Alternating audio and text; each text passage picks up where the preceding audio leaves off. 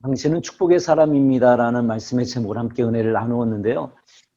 벨스라는 5가지 이 영어 단어를 통해서 우리가 앞으로 어떻게 살아야 크리스찬으로서 승리하며 살 수 있을지, 또 우리가 어떻게 세상 속에서 선교적 삶을 살지에 대해서 말씀의 은혜를 함께 나누고 있습니다.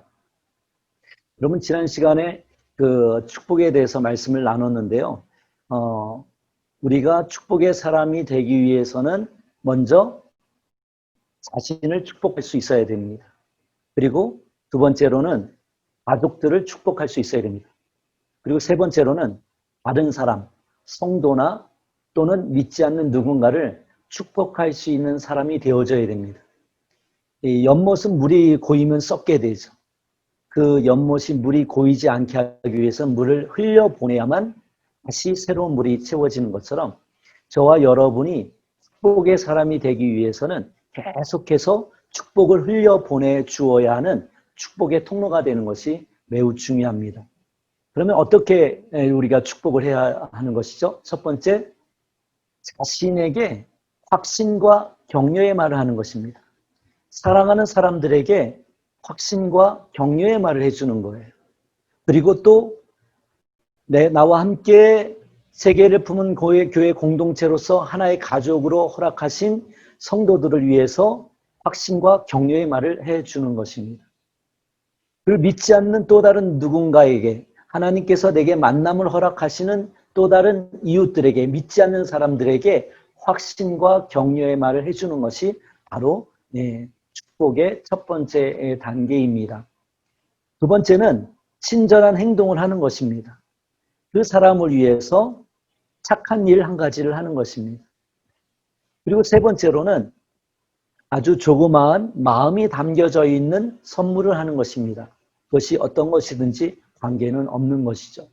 그렇게 해서 일주일에 자신을 축복하고 또 사랑하는 가족들을 축복하고 또 성도들과 또 다른 믿지 않는 사람들을 축복해 나갈 때 그러한 사람들을 우리는 축복의 사람이라고 얘기를 할 수가 있습니다. 그 데이비드 퍼거슨이라는 사람이 있는데요. 이분이 좀 설문을 해봤어요. 조사를 한번 해봤어요. 우리 막 거리에서 전도하는 사람들 있잖아요. 네. 그리고 전도 폭발 훈련을 받고 전도하는 사람들. 또 여러 가지 훈련을 통해서 전도하는 사람들이 있는데요. 그렇게 다른 사람들을 개종시키기 위해서 하는 활동과 그리고 조금 전에 우리가 하나님의 축복의 사람으로서 다른 사람들을 그렇게 축복해 나갔을 때 하나님을 믿게 되는 경우가 어떤 경우가 더 높을까요? 불교인, 유교를 섬기는 사람, 도교인, 안 믿는 사람을 전도하기 위해서 애쓰는 사람, 그리고 다른 사람을 위해서 축복해 주는 사람. 우리는 어쩌면 길거리에 나가서 전도하고 그리고 또 어떤 훈련을 받고 전도하는 것이 우리 전도에 더 좋은 효과가 나타날 수 있다고 생각을 할 수 있습니다. 물론 그것도 효과가 있습니다. 그런데 결과를 보니까 개종시키려고 하는 어떤 전도 활동보다도 축복해 주는 것이 더 좋은 전도 활동으로 이루어지더라는 거예요. 몇 퍼센트가 차이 나냐면 50배의 효과가 나타나더라는 거예요. 그러니까 저와 여러분이 축복의 사람이 되어지는 것 자체가 바로 어떤 효과가 나타나냐면 바로 전도의 효과가 나타난다는 거예요. 여러분이 여러분 자신에게, 여러분 가족에게 또 누군가 믿지 않는 타인에게 축복의 말, 확신의 말, 격려의 말을 해주는 것이 전도하는 데 훨씬 더 큰 효과가 나타난다는 거예요. 걱정하고 염려하고 상처가 주는 말하고 욕하는 말을 하는 것보다 여러분이 누군가에게 격려해주고 힘을 실어주는 말을 하고 확신의 말을 해줄 때 그것이 그 사람을 통해서 하나님을 믿을 수 있는 축복의 통로가 되더라는 말씀입니다. 그렇습니다. 우리가 믿지 않는 누군가에게 친절한 행동, 친절한 말 한마디, 그리고 마음이 담긴 선물 하나를 해주는 것이 대종시키려고 하는 어떤 활동보다도 더 높은 퍼센테이지의 전도 효과가 나타난다는 것을 우리는 이 데이비드 퍼거슨의 그 연구 보고서를 통해서 확인할 수 있습니다. 오늘은요, 벨스의 두 번째에 대해서 좀 말씀의 은혜를 나누려고 해요. 첫 번째가 블레싱, 두 번째가 이팅이죠. 오늘 화면에 나타나 있는 대로 오늘 말씀의 제목은 한번 따라서 하겠습니다. 함께 먹기. 네, 그렇습니다. 삶 속에서 승리하는 크리스찬의 두 번째 습관은 바로 무엇이냐 하면 함께 먹는 것입니다. 여러분, 예수님께서 죽으시고 승천하시고 부활하시고 하늘로 죽으시고 부활하시고 승천하시고 한 이후에 제자들이 많은 이제 전도 활동을 하게 되지 않습니까? 그리고 이제 로마 시대에는 이제 핍박이 나타나게 되는 것이죠. 마치 예수님을 믿는 사람들의 모임이 국가를 전복시킬지도 모른다고 하는 그런 위협과 불안함이 있었습니다. 그래서 로마 황제는 이 그리스도인들에 대해서 많은 스트레스와 이 짜증이 있었어요. 어떻게 하면 저 그리스도를 믿는 사람들을 처리할 수 있을까? 해결할 수 있을까? 없앨 수 있을까? 근데 카타콤에 들어가서 다 숨어서 이 그리스도인들을 잘 붙잡지를 못하는 거예요. 그런데 참 신기한 거는 이 로마 황제가 그 중에서도 참 신기하게 알고 있었던 것이 뭐냐 하면 바로 그리스도인의 애찬이었어요. 애찬. 성찬이요, 성찬. 주님의 만찬. 그 그리스도인들이 숨어서 뭔가를 먹는데 그것이 뭔지를 잘 모르는 거예요.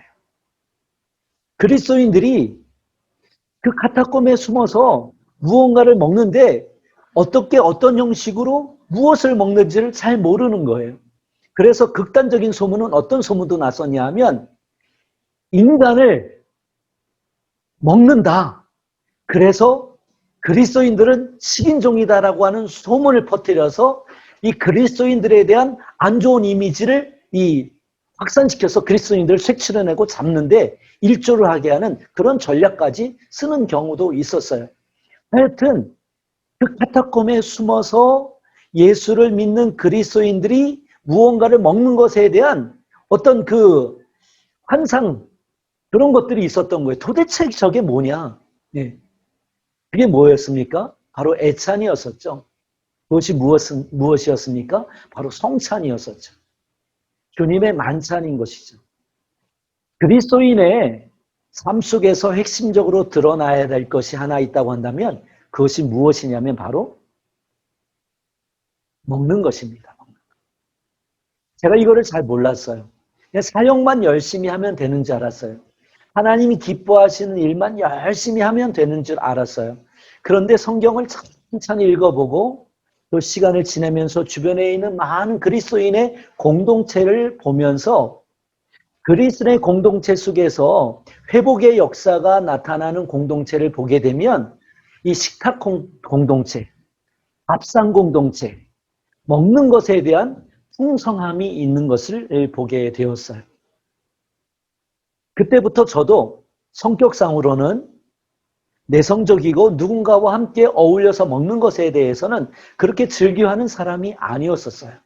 근데 이제는 함께 먹으려고 애를 쓰고 그 먹는 과정 속에서 하나님께서 이 식탁 공동체를 통해서 역사하실 것이 무엇인지를 기대하는 마음들이 생겨나기 시작을 했어요.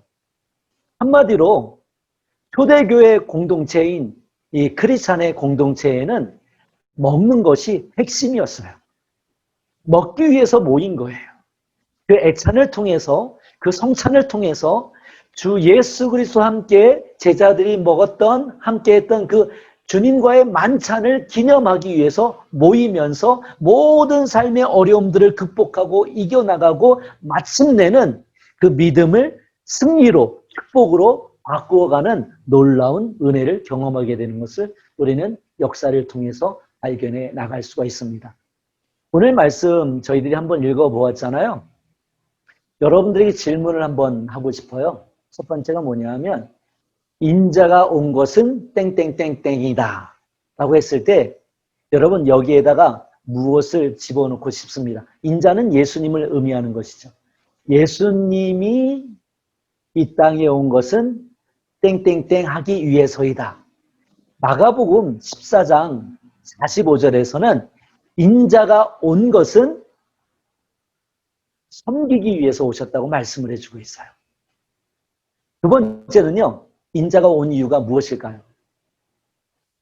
누가복음 19장 10절에 보게 되면 인자가 온 것은 잃어버린 자를 찾아서 구원하기 위함이라고 말씀하셨어요. 근데 오늘 제가 여러분에게 말씀드리고 싶은 것은 바로 오늘 저와 여러분이 함께 읽었던 말씀이에요. 누가복음 7장 34절 말씀이죠. 누가복음 7장 34절 말씀 보면 인자가 오셔서 한 일이 있어요. 인자가 오셔서 어떤 일을 했을까요? 네, 먹고 마시는 일이었어요. 누구랑 먹고 마셨습니까? 죄인과 세리와 함께 먹고 마시는 일이었어요. 그렇습니다. 인자가 온 것은 잃어버린 자를 찾아 구원하기 위함이었어요.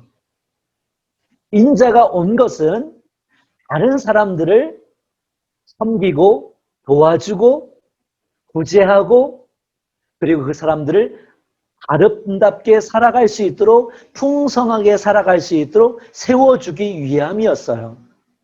그런데 그렇게 잃어버린 영혼을 구원하고 다른 사람들을 섬기기 위해서 예수님께서 핵심적으로 한 가지 한 것이 있는데 그것이 무엇이냐면 바로 먹는 것이었어요. 여러분, 예수님께서는 먹는 것을 아주 중요하게 여겼어요. 먹는 것이 단순한 먹는 것이 아니라 그 먹는 것을 통해서 하나님의 역사를 이루어가기를 원하셨던 거예요. 그 식탁 공동체를 통해서 그 밥상 공동체를 통해서 잃어버린 자를 찾기를 원하셨고 그 밥상 공동체를 통해서 다른 사람들을 섬기기를 원하셨어요. 여러분, 가난하고 굶주린 사람들이 있는데 예수 믿고 구원받으십시오라고 전도할 수도 있어요. 그러나 그것보다 더 중요한 것은 굶주린 사람들을 위해서는 먼저 먹을 것을 주어야 하는 거예요. 그것이 핵심이에요. 하나님께서는 단순히 전도를 활동으로 보신 것이 아니에요. 전도를 삶 그 자체를 본 거예요. 먹고 마시는 우리의 일상의 삶을 통해서 사람들을 구원하시기 원하셨던 거예요. 먹고 마시는 일상의 활동을 통해서 우리 예수님께서는 또 다른 누군가를 섬기기를 원하셨던 거예요. 그것이 바로 예수님께서 이 땅에 오셔서 잃어버린 자를 구원하고 다른 사람들을 섬기기 위해서 하신 일의 핵심이에요. 그 일의 핵심이 바로 무엇인가요? 네, 그래요. 맞습니다. 먹는 것이에요. 그래서 바리새인과 서기관들은 예수님을 보고 뭐라고 말씀하셨습니까? 오늘 누가복음 7장 34절에 보게 되면 바리새인들이 예수님을 보고 먹고 마시기를 탐하는 사람이라고 그랬어요. 그만큼 먹는 일이 많았던 거예요. 그런데 여기에서 아주 중요한 핵심이 있어요. 다른 사람들은 별로 관심 없는 사람들. 다른 사람들은 별로 가까이 하지 않는 사람들. 다른 사람들은 좀 소외되었다고 생각하는 그런 사람들. 다른 사람들은 죄인이라고 생각하는 바로 그런 사람들과 함께 먹고 마셨다는 거예요. 그렇습니다. 예수님께서 먹고 마신 이유는 그 사람을 구원하고 그 사람을 섬기고 그 사람의 삶이 풍성케 하기 위해서 그 사람과 함께 먹고 마신 것을 볼 수가 있습니다. 여기에 먹기에 핵심이 있는 거예요. 여기에 먹기에 철학이 담겨져 있는 거예요. 여기에 먹기에 바로 예수님의 그 풍성한 사랑의 핵심이 담겨져 있는 거예요. 그냥 단순히 밥 먹는 것이 아니라 그 밥 먹는 것 안에 철학과 신학과 하나님의 무한한 하나님의 사랑에 대한 경륜이 담겨져 있는 거예요. 얼마나 고귀하고 놀라운 행위인 줄 몰라요. 그래서 저는 2021년에는 함께 먹는 것을 더욱더 소중히 여기려고 해요. 함께 먹는 것을 더 가치 있게 여기려고 해요. 그리고 만날 수 있는 사람들과 함께 먹는 횟수를 늘려나가려고 해요. 코비드라서 주변 사람들을 만나는 것이 제한되어 있지 않습니까? 그럼에도 불구하고 여러분이 만날 수 있는 또 다른 누군가와 함께 식사를 하는데 그 함께 먹는 것이 단순히 먹는 것이 아니라 그 먹는 것을 통해서 잃어버린 영혼을 구원하고 그 먹는 것을 통해서 그 사람을 섬기고 그 먹는 것을 통해서 그 사람의 영혼과 삶이 잘 되기를 원하는 그 우리의 마음이 담겨져 있는 놀라운 철학이 담겨져 있다는 거예요. 그렇습니다. 우리가 예배를 드리잖아요. 우리가 예배를 드릴 때에 절기 때마다 하는 것이 있어요. 그게 무엇이죠? 성찬이죠. 맞습니다. 그런데요, 초대교회 성도들은요, 이 성찬을요, 매일 저녁마다 성찬을 했어요. 매일 성찬을 했어요.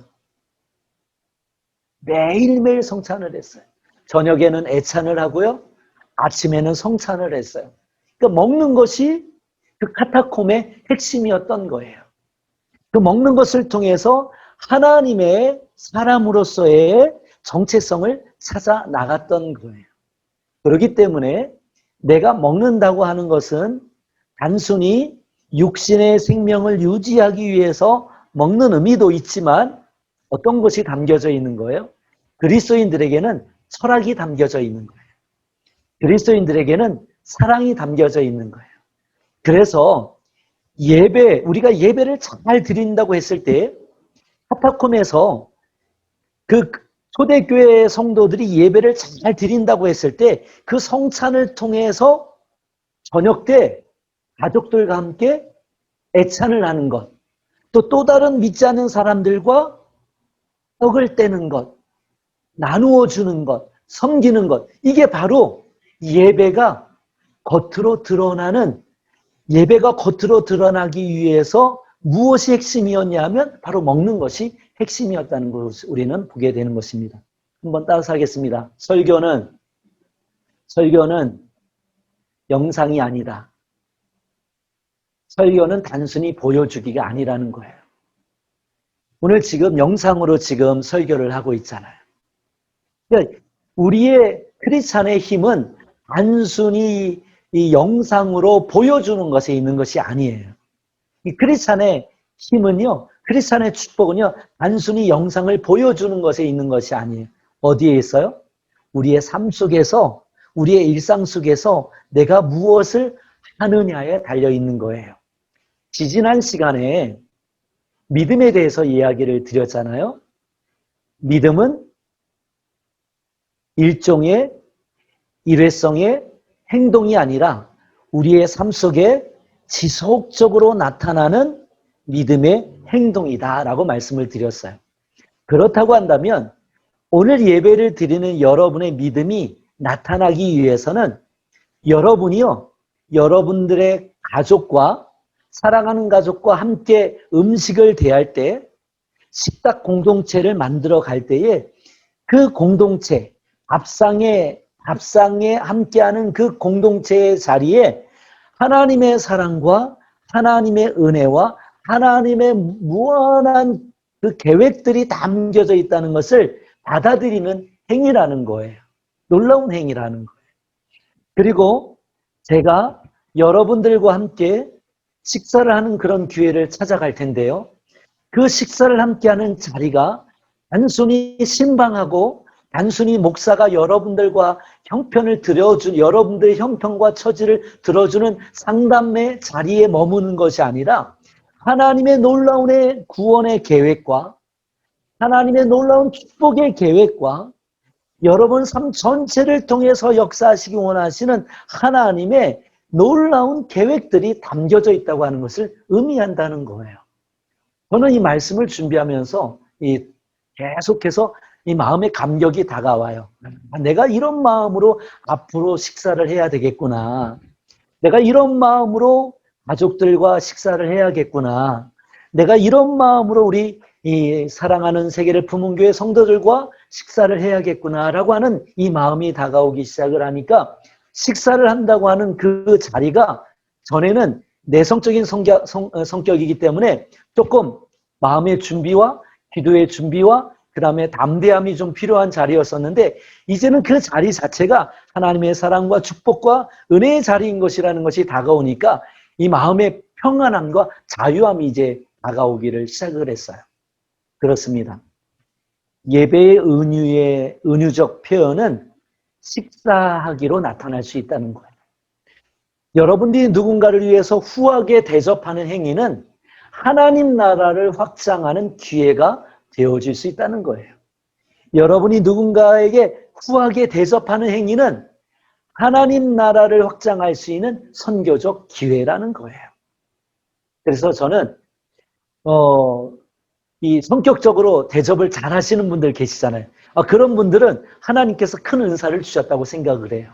근데 단순히 대접하는 것이 아니라 그 대접 안에는 하나님의 무한한 계획이 담겨져 있다는 것을 내가 인식할 때 그 대접을 통해서 더 큰 기쁨과 더 큰 은혜와 더 큰 하나님의 축복에 대한 기대를 할 수 있다는 거예요. 저는 세계를 품은 교회 모든 성도들이 이 대접하는 것, 식사하는 것에 대해서 그 하나님의 놀라운 사랑과 계획에 대한 신뢰와 그런 어떤 감격들을 좀 마음의 준비가 좀 있었으면 좋겠다는 생각을 하게 됩니다. 애찬과 성찬은 단순한 자기 성찰이 아니라 다른 사람과 교제할 수 있는 일종의 그 인큐베이터 역할을 하는 거예요. 그 인큐베이터에서 아기가 그 부족한 부분들, 연약한 부분들, 그런 것들을 그 인큐베이터 안에서 회복하고 나오잖아요. 바로 그 인큐베이터, 바로 식사하는 그 자리가 하나님 나라를 확장케 하는 나를 축복의 사람으로 만들어가는 그 먹는 자리를 통해서 하나님의 놀라운 계획을 경험할 수 있는 접촉의 자리로 만들어갈 수 있다고 말씀을 하시는 거예요. 오늘 성경에 나오는 인물 하나를 예로 들면서 말씀을 좀 마무리하려고 그래요. 그 사람은 바로 누구냐 하면 삭개오라는 사람이에요. 여러분 너무나 잘 알잖아요. 삭개오가 예수님을 만나기 위해서 뽕나무에 올라가잖아요. 수많은 사람들이 운집해 있기 때문에 예수님이 잘 보이지 않았어요. 수많은 사람들을 뚫고 예수님을 알아보기가 어렵기 때문에 뽕나무에 올라갔어요. 그리고 예수님을 보고 있었어요. 그런데 예수님이 지나가시다가 이 삭개오를 보게 된 거예요. 그리고서 예수님께서 삭개오에게 이렇게 말씀하시는 거예요. 삭개오야, 내려와라. 이 다음 말씀이 아주 중요한 말씀이에요. 예수님께서 뭐라고 말씀하셨죠? 내가 너의 집에 가겠다. 그렇게 말씀하셨어요. 그리고 거기에서 식사를 같이 하세요. 자, 보세요. 만남의 자리에서 그 뽕나무에 올라가서 예수님을 바라보기를 원했어요. 예수님이 가까이 오셨어요. 지나가시면서 이 삭개오를 만났어요. 그 만남의 자리에서 회심의 시작이 일어나기를 시작을 한 거예요. 보이지 않아요, 그건요. 삶의 새로운 변화가 나타나는 거예요. 근데 그거는 안 보여요. 예수님과의 관계의 시작이 나타나는 거예요. 근데 그 변화의 시작은 변화로서 아직 나타나지 않았어요. 그런데 예수님께서 삭개오의 집에 가셨어요. 그리고 함께 먹었어요. 그 함께 식사하는 자리에서 삭개오가 놀라운 고백을 하게 됩니다. 어떤 고백을 합니까? 바로 회개의 고백을 하게 되는 거예요. 내가 새로운 삶을 살겠습니다. 라고 하는 새로운 인생의 계획을 예수님 앞에서 발표하고 고백하는 거예요. 바로 이게 회개인 거예요. 예수님께서는요, 만남의 자리에서 회심의 놀라운 역사의 출발점을 만들어주시고, 관계의 출발점을 만들어주시고, 함께 식사하는 자리에서 다시 새로운 삶을 살아갈 수 있는 결단과 변화의 계기를 만들어 주셨어요. 바로 여기에 식탁 공동체에 함께 먹는 것에 핵심이 담겨져 있는 것입니다. 여러분, 한번 먹는 것을 우리의 생각을 좀 확장시켰으면 좋겠어요. 단순히 먹기 위해서 먹는 것이 아니에요. 나와 함께 먹는 가족들이 너무 소중하고 그 나와 함께 식사를 하는 그 가족들을 향한 하나님의 놀라운 계획들이 있기 때문에 그 식탁 공동체가 놀라운 거예요. 그리고 믿지 않는 사람들과 내가 알고 있는데 믿지 않는 사람들과 함께 식사한다고 하는 것은 단순히 그 사람들과 식사하는 것이 아니라 하나님의 놀라운 구원과 사랑의 계획 안에 그 사람을 초대하는 것과 같다는 거예요. 어떻게 변화될지는 우리는 잘 알지 못하지만 그 속에 하나님의 구원의 계획과 축복의 계획이 담겨져 있다는 거예요. 여러분, 코로나 시기이기 때문에 우리가 누군가를 만나서 식사하기는 어렵잖아요. 이번 한 주간 한번 누군가를 만날 수 있는 사람들이 있다고 한다면 한번 연락을 한번 해보세요. 전화를 한번 해보세요. 그리고 여러분을 통해서 여러분이 만나는 그 사람들이 바로 여러분이 축복의 통로가 되어서 그 사람에게 축복이 흘러간다고 하는 것을 믿는 믿음으로 그 사람을 한번 만나보세요. 만약에 여러분이 매일 만나는 가족들과 하는 식사의 자리가 너무나 다람쥐 쳇바퀴 도는 것과 같은 그러한 보링한, 지루한, 어쩔 수 없이 준비해야만 하는 그러한 식탁이 아니라 내 사랑하는 가족들에게 하나님을 믿는 나를 통해서 축복이 마음껏 흘러가는 자리라고 하는 믿음을 가지고 식탁을 준비한다고 한다면 그 안에서 또 하나님의 놀라운 역사가 일어날 것이라고 하는 분명한 믿음이 있습니다. 그렇습니다. 이번 한 주간 한번 연습을 한번 해보세요. 그래서 다음 주간에는 한번 또 나눌 수 있는 그런 은혜가 나타나기를 예수님의 이름으로 축원합니다. 그렇습니다. 당신은 축복의 사람입니다.